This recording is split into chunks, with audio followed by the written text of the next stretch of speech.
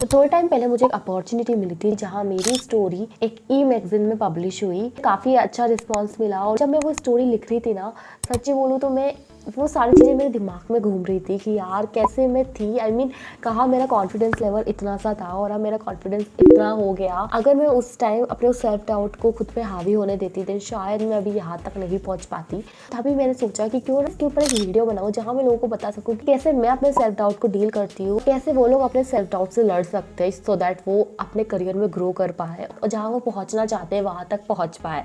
Video को and तक जरूर देखना क्योंकि आप लोगों के लिए एक अच्छा गिफ्ट भी तैयार करा है, तो वो वीडियो के एंड में पता लगेगा। जिनको आप देख रहे हो जो बहुत सक्सेसफुल हो चुके हैं वो लोग कभी खुद पे डाउट नहीं करते, ऐसा नहीं है, वो लोग भी डाउट करते हैं, उन लोगों को भी डर लगता है।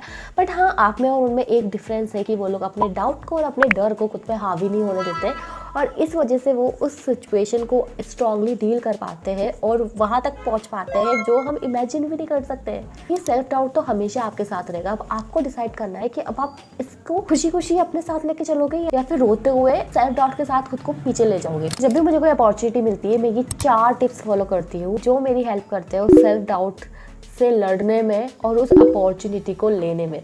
नंबर 1 पे आती है सेल्फ अवेयरनेस। देखो कई बार हम लोग को पता ही नहीं होता है कि हमारे दिमाग में क्या थॉट्स चल रहे हैं और कितने उसमें से नेगेटिव है कितने पॉजिटिव है। अगर हम ऐसा सोच रहे हैं तो हम क्यों सोच रहे हैं, अगर हम ऐसा फील कर रहे हैं तो क्यों फील कर रहे हैं।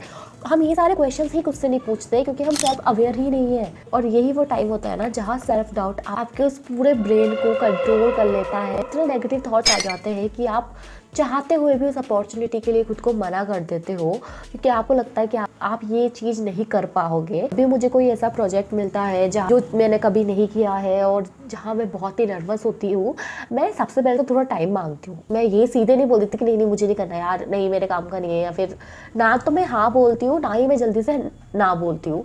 मैं थोड़ा टाइम लेती हूँ सो दैट मैं सोच सकूँ उसके बारे में, खुद की फीलिंग्स को भी समझ पाती हूँ कि मुझे अगर ये अपॉर्चुनिटी लेनी है तो क्यों लेनी चाहिए। क्योंकि कई बार हम अपने इमोशंस को इग्नोर कर देते हैं और उस वजह से हम खुद पर वर्क नहीं कर पाते। बट जब हम अपने इमोशंस को समझेंगे, अपनी फीलिंग्स को समझेंगे, तभी हम उनको अच्छे से मैनेज कर पाएंगे। अब एक काम करो, अपने इमोशंस को समझना स्टार्ट करो और वो आप कैसे कर सकते हो, थोड़ा टाइम अपने साथ बिताओ। खाली टाइम मिल रहा है तो चलो ठीक है रील्स स्क्रॉल कर लेते हैं, ये मूवी देख लेते हैं, ठीक है ये सब देखो, बट साथ में थोड़ा टाइम खुद के साथ भी स्पेंड करो। खुद के थॉट्स को समझो कि आपके दिमाग में आखिर में चल क्या रहा है। It will help you to become self aware. अब नेक्स्ट स्टेप है चैलेंज नेगेटिव थॉट्स। ये मैं लिख के रह सकती हूँ कि ये हम सबके साथ होता है। जो भी सिचुएशन जो हमारे कंफर्ट जोन से बाहर होती है ना, हम उसके बारे में इतना ज़्यादा अपने दिमाग में सोच लेते हैं कि जो सिचुएशन इतनी डरावनी होती भी नहीं है ना, वो हमारे दिमाग में इतनी ज़्यादा डरावनी हो जाती है कि हमको लगता है कि नहीं ये तो इम्पॉसिबल है। ये सब जो नेगेटिव थॉट्स है ना, इनको हमको चैलेंज करना है।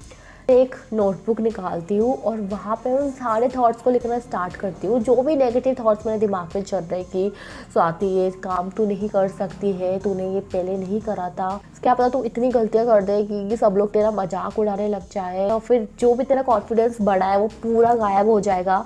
तो ये सारी चीज़ें जो ये ऐसे थॉट्स है ना जो नेगेटिव है वो सारे मैं लिख देती हूँ। उसके बाद जो नेक्स्ट स्टेप में लेती हूँ वो ये है कि वो नेगेटिव थॉट्स को पॉजिटिव थॉट्स में शिफ्ट करती हूँ। तो उसके लिए मैं वो सारी चीज़ें लिखती हूँ जो मैंने पास्ट में अभी तक अचीव करी है। चीज़ें मुझे लगी थी कि वो बहुत चैलेंजिंग थी और जो मुझे लगता था कि मैं नहीं कर पाऊँगी, पर वो मैंने काम करा, तो वो सब चीज़ें मैं लिखना स्टार्ट करती हूँ ताकि उसकी वजह से मुझ में वो कॉन्फिडेंस आता है कि ठीक है मैंने पास्ट में ये सब चीज़ें ऑलरेडी फेस करी हुई है। मुझे लगता था कि मैं नहीं कर पाऊँगी बट फिर भी मैंने कर लिया और जो सिचुएशन मुझे इतनी डरावनी लगती थी उस टाइम वो रियल में इतनी डरावनी नहीं निकली, तो मतलब मैं ये भी ट्राई तो कर ही सकती हूँ। तो यही आपको भी करना है। नेक्स्ट टाइम जब भी कोई ऐसी सिचुएशन हो जहाँ आप एकदम डरे हुए हो, सेल्फ डाउट आपको पकड़े हुए हो, तब ये ट्रिक फॉलो करना। एक तरफ नेगेटिव थॉट्स लिखना और फिर पास्ट में आपके जो भी अकम्पलिशमेंट्स हैं उन सब के बारे में लिखना और खुद के बारे में थोड़ी तारीफ कर देना, और इससे आपकी हेल्प होगी उस सिचुएशन में आपके कॉन्फिडेंस को बढ़ाने में और साथ में उन नेगेटिव थॉट्स को कम करने में। सबसे पहले जो भी आप गोल सेट करो ना वो रियलिस्टिक होने चाहिए। मुझे 5000 लोगों के सामने अपनी स्पीच देनी है बट यहाँ पे मैं 5 लोगों के सामने भी नहीं दे पा रही हूँ और मैं सीधे बोल दूँ कि नहीं मुझे 5000 लोगों के सामने अपनी स्पीच देनी है, तो ये तो अनरियलिस्टिक गोल्स है ना। तो मुझे वहाँ तक पहुँचने के लिए छोटे छोटे गोल सेट करने पड़ेंगे। पहले मुझे 5 लोगों के सामने बोलना होगा, फिर 10 लोगों के सामने, फिर 15 लोगों के सामने, फिर 20 लोगों के सामने, ऐसे धीरे धीरे स्टेप्स लेने होंगे, छोटे छोटे गोल सेट करने होंगे। और जब मैं वो गोल्स अचीव करूँगी देन वो मुझे मोटिवेट करेगा नेक्स्ट गोल तक पहुंचने में। जो भी गोल सेट करो ना वो ऐसे होने चाहिए कि वो थोड़े चैलेंजिंग भी हो, क्योंकि देखो अगर वो चैलेंजिंग नहीं हुए, बहुत ईजी हुए ना, देन कोई भी उसको अचीव कर लेगा, तो कोई कॉन्फिडेंस नहीं बढ़ने वाला है। बट वहीं पे जो आप गोल सेट कर रहे हो वो आपको लगे कि हाँ मैं नर्वस फील हो रहा हूँ इसको करने में, but at the same time आप एक्साइटेड भी हो कि हाँ मुझे करना चाहिए।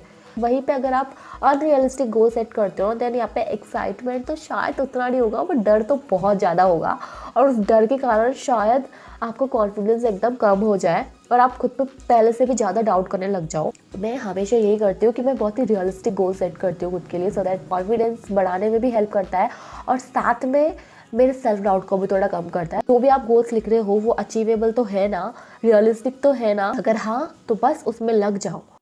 तो जब भी मुझे ऐसी कोई अपॉर्चुनिटी मिलती है जो थोड़ी चैलेंजिंग होती है, लाइक अगर मुझे कोई बोल रहा है कि स्वाति तुमको ये लाइव सेशन करना है और वहीं पे मैंने कभी नहीं करा है, देन मैं विजुलाइज करती हूँ कि जो अगर मैं वहाँ पे वो लाइव सेशन कर रही हूँ, लोगों को वो पसंद आ रहा है और उसके बाद मेरा जो कॉन्फिडेंस बढ़ रहा है ना, वो सब चीज़ें जब मैं खुद को इमेजिन करवाती हूँ ना, देन उसकी वजह से मुझे लगता है कि यार अब तो करना ही है, अब मैं मिस नहीं कर सकती हूँ।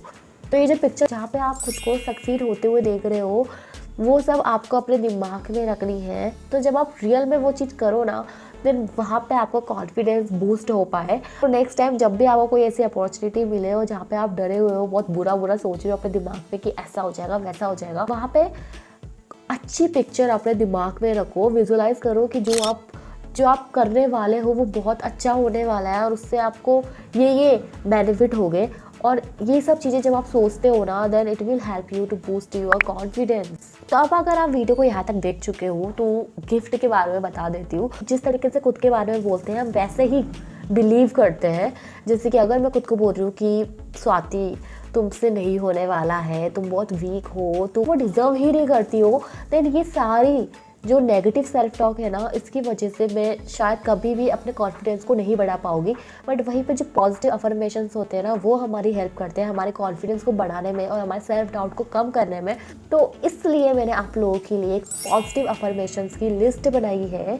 तो ये सारे पॉजिटिव अफर्मेशंस मैं हमेशा यूज़ करती हूँ जब भी मैं खुद के बारे में कुछ बुरा फील करती हूँ, और ये आपकी हेल्प करेगा आपके सेल्फ डाउट को कम करने में, आपके कॉन्फिडेंस को रॉकेट की तरह उड़ाने में। डिस्क्रिप्शन में जाओ, वहाँ पे एक लिंक दी हुई है, उसको डाउनलोड कर लो। तो अब मुझे बताओ कि आपको ये वीडियो कैसा लगा, हेल्पफुल लगा, देन प्लीज़ इस वीडियो को लाइक कर देना। और आई नो ये वीडियो काफ़ी टाइम के बाद आया है, रीज़न यही है कि मैं बीमार पड़ गई थी यार, 5-6 दिन से वीडियो बना ही नहीं पा रही हूँ। लेकिन अभी भी ये जो वीडियो बना रही हूँ ना, मेरी वॉइस शायद थोड़ी अजीब लग रही होगी क्योंकि मेरे गले में दर्द है, हो जाता है कभी कभार, हम जो सोच के रखते हैं वैसे प्लान नहीं चल पाते हैं, तो इस वजह से इस वीडियो को आने में काफ़ी टाइम लगा। इस ईयर मैंने काफ़ी सोच के रखा है कि यूट्यूब को थोड़ा सीरियसली लूँगी, तो प्लीज़ मुझे थोड़ा सपोर्ट कर देना सो दैट मेरा कॉन्फिडेंस बढ़ जाए, मैं थोड़ी मोटिवेट हो जाऊँ। तो अगर आप इस चैनल पे फर्स्ट टाइम आए हो तो प्लीज़ चैनल को सब्सक्राइब कर देना। और अगर आप जानना चाहते हो कि आप लिंक्डइन पे कैसे ग्रो कर सकते हो और अपना एक पर्सनल ब्रांड बना सकते हो, देन इस वीडियो पे क्लिक करना। मैं मिलती हूँ नेक्स्ट वीडियो में।